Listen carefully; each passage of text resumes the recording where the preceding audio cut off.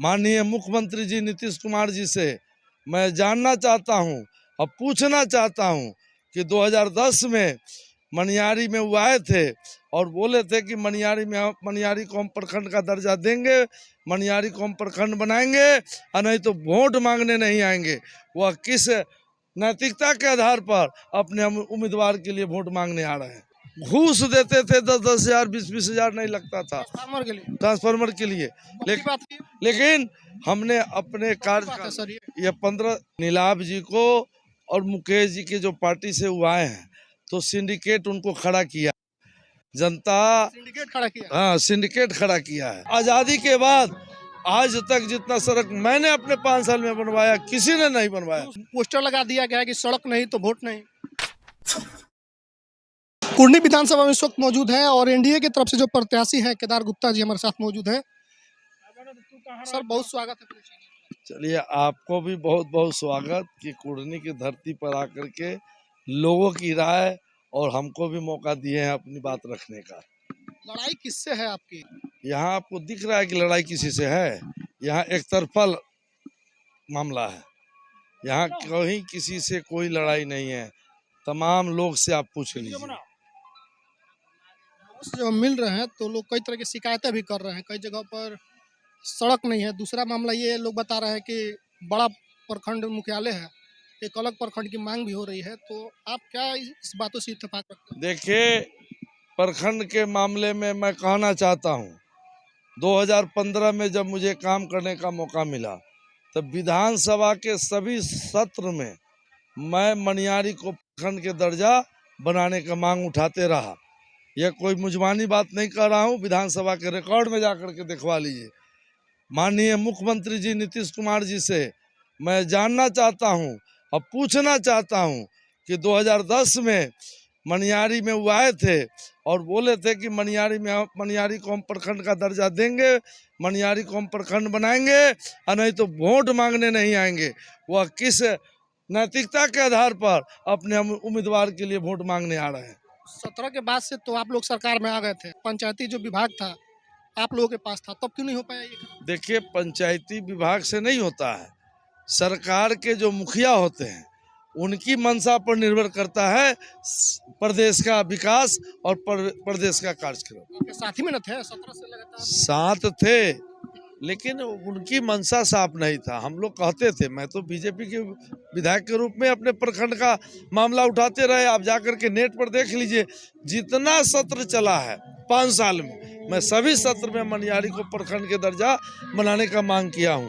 और दूसरे नंबर सड़क की बात करते हैं तो आज़ादी के बाद आज तक जितना सड़क मैंने अपने 5 साल में बनवाया किसी ने नहीं बनवाया, कोई विधायक साथी नहीं बनवाया। में हम घूम रहे थे तो लोग बता रहे हैं कि 1980 में पुल बना था, एक पुल है जर्जर स्थिति में है।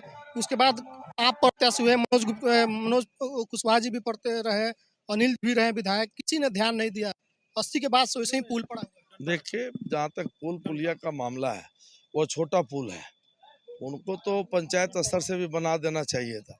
लेकिन मैं बता दूं कि पुल की जहाँ तक बात है, कुछ बड़ा बड़ा पुल कुर्नी विधानसभा में मैंने 7-8 बनवाया, जिसकी लागत 4 करोड़ और 5 करोड़ का। जैसे बगल में आप चले जाइए, मरिचा के गरहत्ता पर आज़ादी के बाद से लोग वहाँ पुल की मांग कर रहे थे, नहीं बना था और हमने बनवा दिया, और जिसके वजह से 15 किलोमीटर प्रखंड मुख्यालय जाने में लोगों को कम हो गया। उसी तरह आपको बता दें वृंदावन में, उसी तरह बता दें आपको छाजन में, नाथनगर में, आप चले आइए बंगड़ा बंशीधर में। मतलब हम प्रकार से जो बड़ी बड़ी पुल था उस सबको हमने बनवाने का काम किया। एक एक ट्रांसफार्मर के लिए लोग झकते थे 6-6 महीना, घूस देते थे, 10-10 हजार 20-20 हजार नहीं लगता था ट्रांसफार्मर के लिए। लेकिन हमने अपने कार्य ये 15 आपको बता देता हूँ, यह जो है लालू जी के राज के समय की बात है।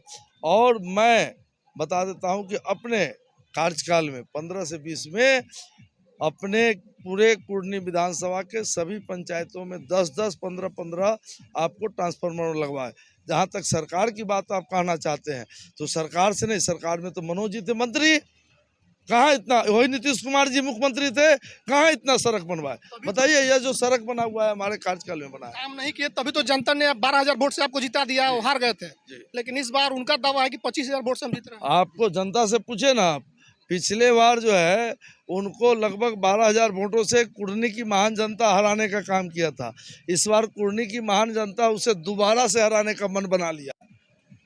मुकेश सहनी सन ऑफ मल्लाह जो है प्रत्याशी दिए भूमियार समाज से, उनका दावा है कि भूमियार और निषाद का समीकरण बन गया है और इससे भारी टक्कर देंगे। सिर्फ लड़ाई वो आपसे मान रहे हैं। देखिए, जनता सारी चीज़ों को देख रही है कि नीलाभ जी को और मुकेश जी के जो पार्टी से वो आए हैं, तो सिंडिकेट उनको खड़ा किया जनता। सिंडिकेट खड़ा किया। हाँ, सिंडिकेट खड़ा किया है। इसका सिंडिकेट अब सिंडिकेट आप पता कर लीजिए, पूरे मुजफ्फरपुर में जानता है कि सिंडिकेट कौन चलाता है। ये लोग सिंडिकेट चलाते हैं, समझे क्या मनोज जी?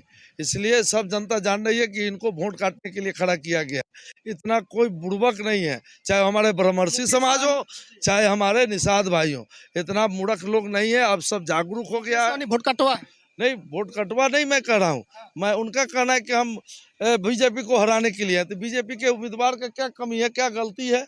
वो कहते अति पिछड़ा की बात करते हैं, बीजेपी के उम्मीदवार विधायकों को आपने तोड़ लिया था। बीजेपी के उम्मीदवार अति पिछड़ा है, वो अति पिछड़ा की बात करते हैं, तो अति पिछड़ा को उनको समर्थन करना चाहिए। मैं कह रहा हूँ कि अति पिछड़ा यहाँ सीट था, वह मुकेश जी अगर अति पिछड़ा का और वो कहते हैं कि निषाद समाज का हम शुभ चिंतक है, तो किसी अति पिछड़ा को टिकट देना चाहिए। जीतते हैं तो आपकी प्राथमिकताएं क्या होंगी कुर्नी विधानसभा में? देखिए, मैंने कहा ना कि 15 से 20 तक जब मुझे मौका मिला तो मैं 200 करोड़ से ज्यादा का यहाँ विकास करने का काम किया हूँ जी, और प्रखंड का मांग किए।